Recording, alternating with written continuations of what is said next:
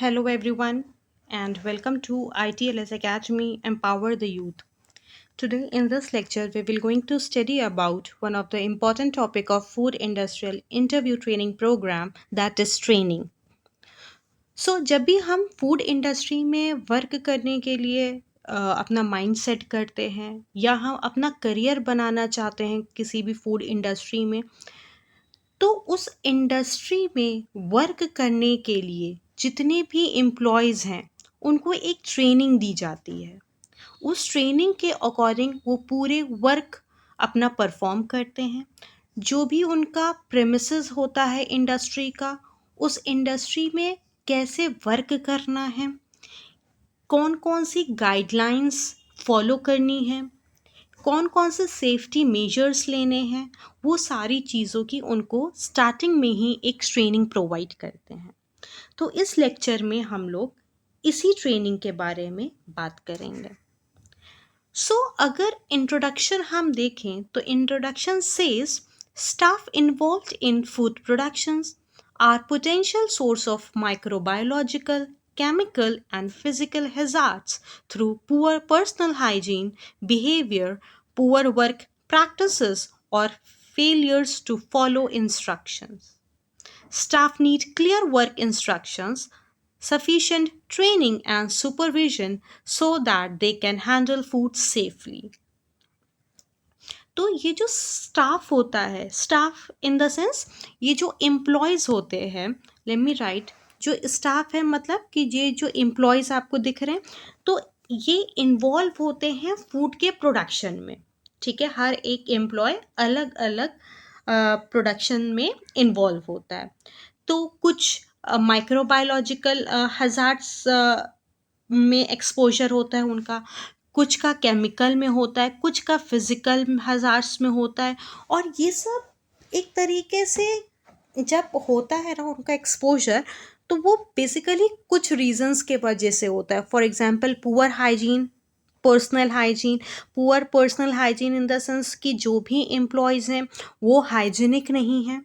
Hygienic in the sense they are not wearing a head scarf, gloves नहीं wear करे हुए, mask नहीं wear करे हुए। अगर आप इस इमेज को क्लियरली देखो तो यहाँ पर ये सारे लैब कोट्स पहने हैं, सारे हेड स्कार्फ पहने हुए हैं, और इनके जो पीछे के एम्प्लॉयज़ भी हैं, इफ़ यू कैन सी, ये देखिए ये ग्लव्स पहने हुए हैं। यहाँ पर कोई एम्प्लॉय होगा जो हर एक एम्प्लॉय अपना शू कवर पहने होगा।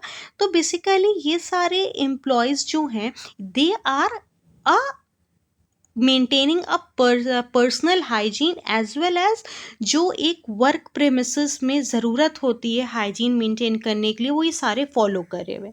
बट यहीं पर अगर ये एम्प्लॉय है, अगर ये लैब कोट ना वेयर कर रहा होता या हेड स्कार्फ ना वेयर किया होता, लूज फिटेड क्लोथ पहना होता, तो ये किस में आता? पुअर पर्सनल हाइजीन में।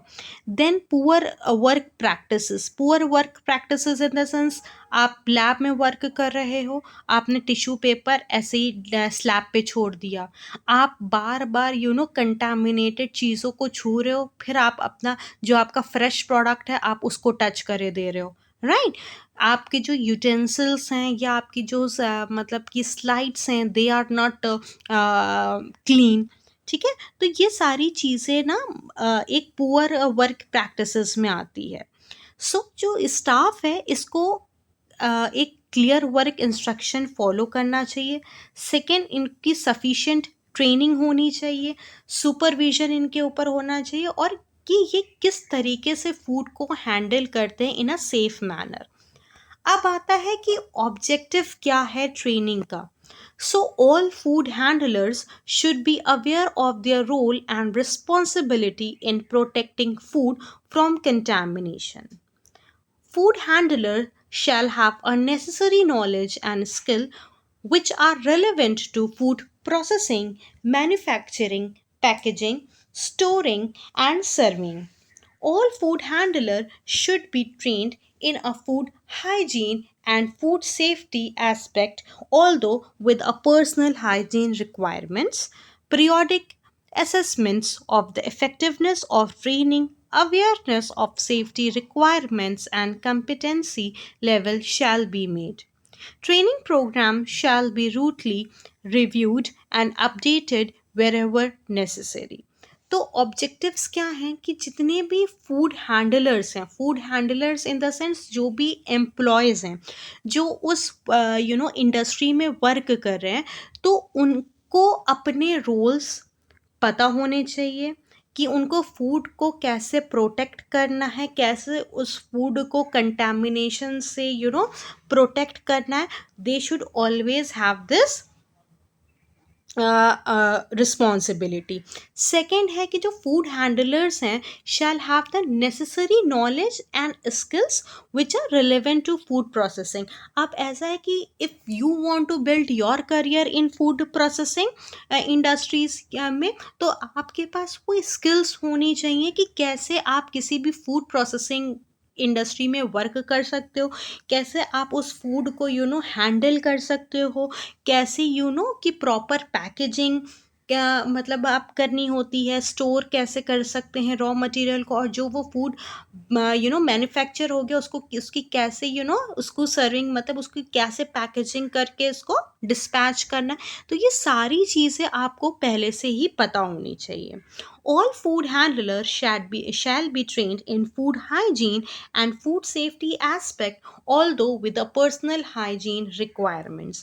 तो जितने भी फूड हैंडलर्स हैं, मतलब जितने भी एम्प्लॉयज़ हैं, तो उनको एक तरीके से आप ट्रेन करो कि कैसे एक हाइजीनिक एनवायरनमेंट क्रिएट करें, साथ ही साथ वो फूड को कैसे सेफ बना लें, जितनी भी फूड सेफ्टी एस्पेक्ट हैं उनको कैसे फॉलो करना है, पर्सनल हाइजीन कैसे मेंटेन करनी है, तो ये सारी चीज़ें पता होनी चाहिए. सेकेंड है periodic assessment of the effectiveness of training. Awareness of safety requirements and competency level shall be made. Then comes the training program shall routinely reviewed and updated wherever necessary. तो साथ ही साथ इंडस्ट्रीज में एक training programme होता है जो सारे employees के लिए होता है कि उनको एक ट्रेंड एम्प्लॉय बना सकें, उनको कैसे बता सकें कि यस आपको इस पूरे प्रेमिसेस में, इस पूरी मैन्युफैक्चरिंग में कैसे आपको परफॉर्म करना है, कैसे आपको सेफ्टी मेजर्स लेने, क्योंकि अगर हैंडलिंग में कोई प्रॉब्लम हो गई या हैंडलिंग फूड की सही नहीं हुई, मिस हैंडलिंग हो गई, तो obviously food will get deteriorated, उसमें माइक्रो ऑर्गेनिज्म अटैक कर देंगे. तो इसलिए ये सारी ऑब्जेक्टिव्स होते हैं ट्रेनिंग के.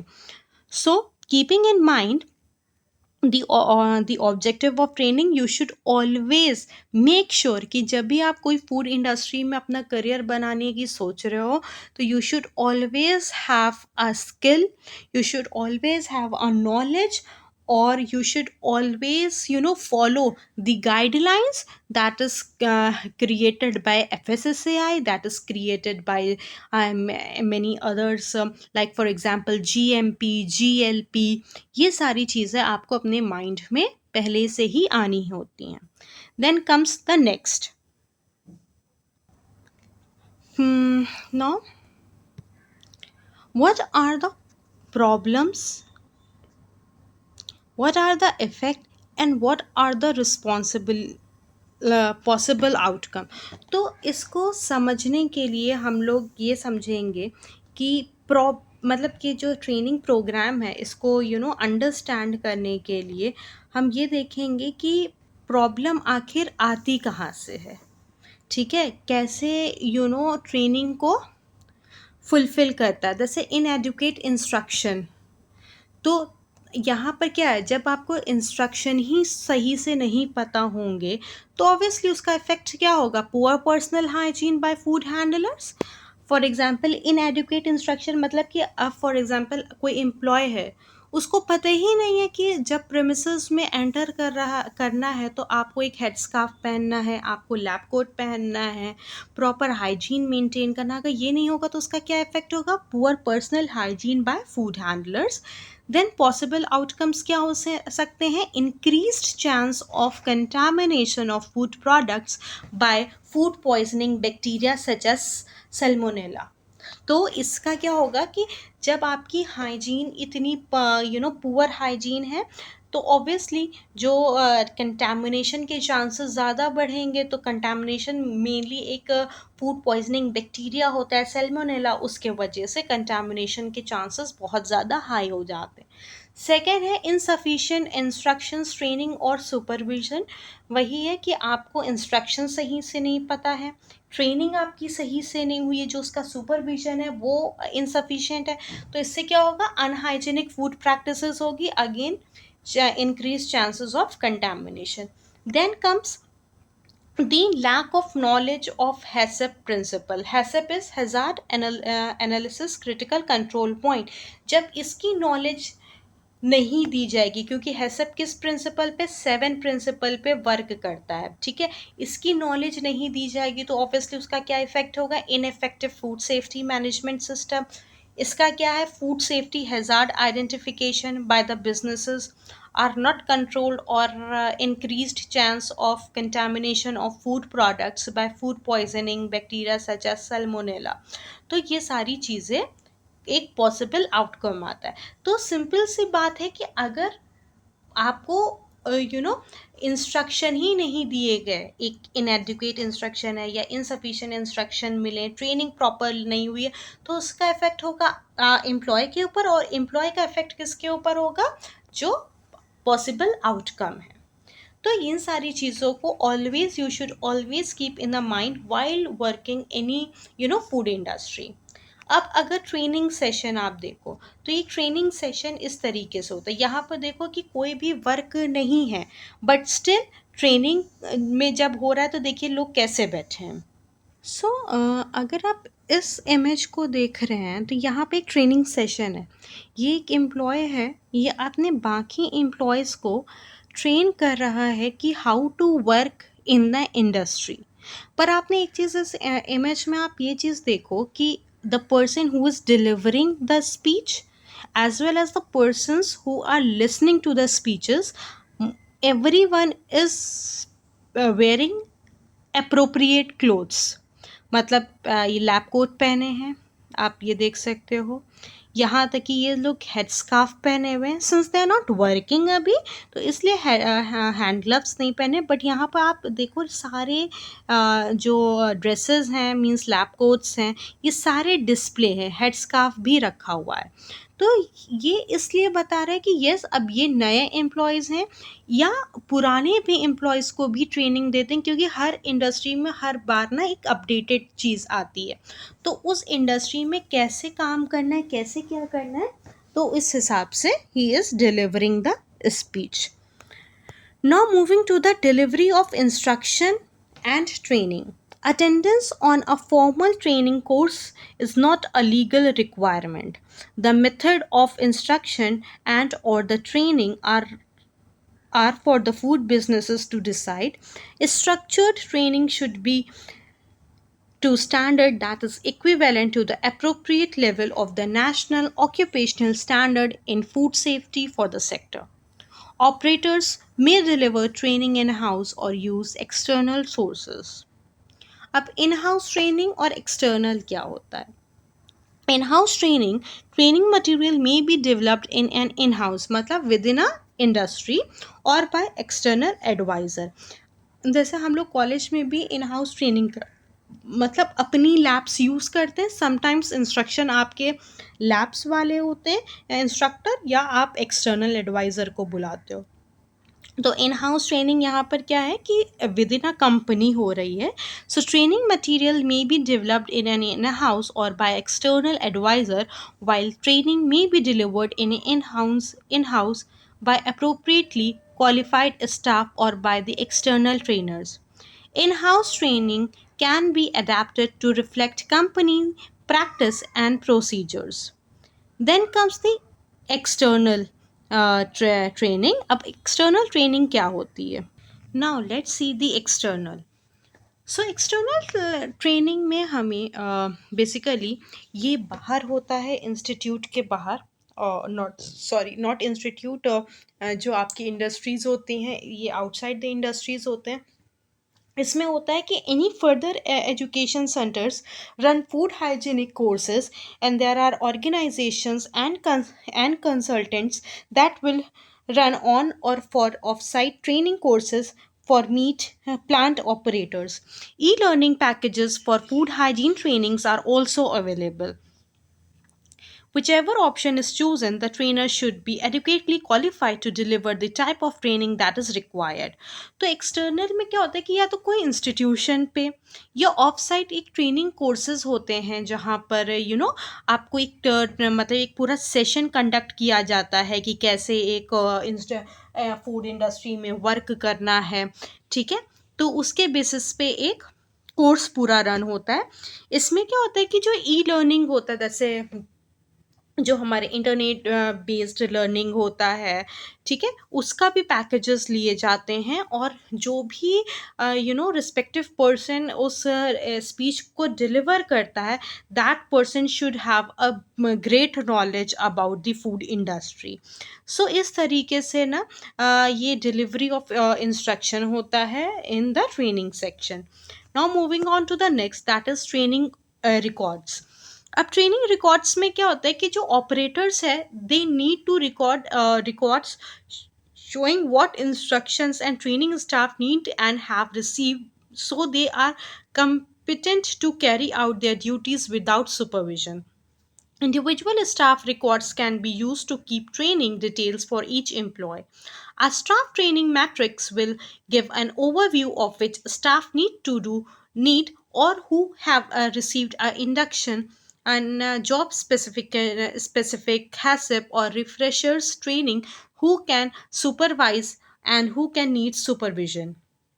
तो एक ट्रेनिंग का रिकॉर्ड भी मेंटेन करना बहुत इम्पॉर्टेंट है कि वहाँ पर ऑपरेटर्स के पास एक रिकॉर्ड हो कि क्या ट्रेनिंग सेशन कंडक्ट किया गया है, कौन कौन से बेसिस पे ट्रेनिंग की गई है, कौन कौन से उनको गाइडलाइंस दिया गया है। ये सारी चीज़ें रिकॉर्ड्स में होनी ज़रूरी हैं। Then comes what is the importance of food safety. अब इतना ट्रेनिंग रिक्वायर्ड हो रही है, मतलब फूड सेक्टर्स इंडस्ट्रीज में इतनी इनिशिएटिव लिया जा रहा है, इन एक्सटर्नल्स भी हो रहे हैं, इन हाउस ट्रेनिंग सेशन भी हो रहा है। तो what is the need of this, क्या नीड है इस पूरी ट्रेनिंग का सेशन का। तो बेसिकली जो फूड सेफ्टी, मतलब कि जो हमारा फूड कंडक्ट हो रहा है उसको सेफ बनाने के लिए, उसको कंटामिनेशन फ्री बनाने के लिए यू नीड फूड सेफ्टी। अब इम्पॉर्टेंस क्या है फूड सेफ्टी का। So the first important is the food safety, safeguarding food from anything that could harm the health of the consumer. ये हम लोगों ने अपने सारे लेक्चर्स में एक चीज़ बहुत कॉमन पढ़ी है कि मतलब कि जो भी फूड है ये एंड यूज़र कंज्यूम करता है, we as a human being. तो उस फूड को सेफ बनाना है, उस फूड को फ्री रखना है from any source of contamination. That is the most important step of any food safety. Legal requirements say safety throughout food chain. Businesses must identify and control risk to food safety, that is HACCP approach. Then industry ensures to maintain safety and quality of their product. Media reaction in case of failure, consumer concern. तो ये सारे जो importance हैं वो basically consumer के लिए हैं कि फूड एक ऐसा डिलीवर हो that is free from any source of contamination. क्योंकि हम जिस प्लेस पे हैं यहाँ पर there are number and number of micro organism. So to avoid the interference of micro organism, the food should be healthy. So हमें अपने food को हेल्दी बनाना है for the consumer concern as well as for the end user. तो इसमें कुछ legal requirements भी होते हैं कि जितनी भी फूड सेफ्टी फूड चेन है वो through out food chain safe रहे। जो इंडस्ट्रीज़ हैं जहाँ पर फूड मैन्युफैक्चर हुए जा रहे हैं, तो वहाँ पर they should always be following the GMP guidelines. तो ये सारे इम्पोर्टेंस हैं फूड सेफ्टी के। So what we have learned in this lecture, quickly we will see. We have seen what is the training, what is the purpose of training, क्या objectives होते हैं training के, इस एग्जाम्पल के through we have understand कि अगर training नहीं होगी तो क्या प्रॉब्लम होंगे, क्या उसके इफ़ेक्ट होंगे, क्या उसका पॉसिबल आउटकम्स हैं, ये ट्रेनिंग सेशन के बारे में समझा रहे हैं। फिर delivery of instruction and training, कैसे उस इंस्ट्रक्शंस को डिलीवर किया जाए। क्या तो दो प्रोसेस होते हैं, इन हाउस और एक्सटर्नल। फिर आता है ट्रेनिंग रिकॉर्ड्स, जो जो ट्रेनिंग दिया गया उसके क्या रिकॉर्ड्स हैं उनको देखना है। Then what are the importance of food safety. So this is all about the lecture. If you have any problem in any part of the lecture, you can simply drop your problem in the description box below. और हम लोग ये हमारा part first था। Second part में we will see what are the different areas where the training is more necessary. और आपको कोई भी डाउट होता है आप अपने कमेंट सेक्शन में भेज सकते हैं। So thank you student for watching. Please do like and subscribe, and you can also visit our website, that is www.itlsacademy.com. This is our helpline number, that is 708048333450. You can simply call on this number and get more update on the program. Thank you.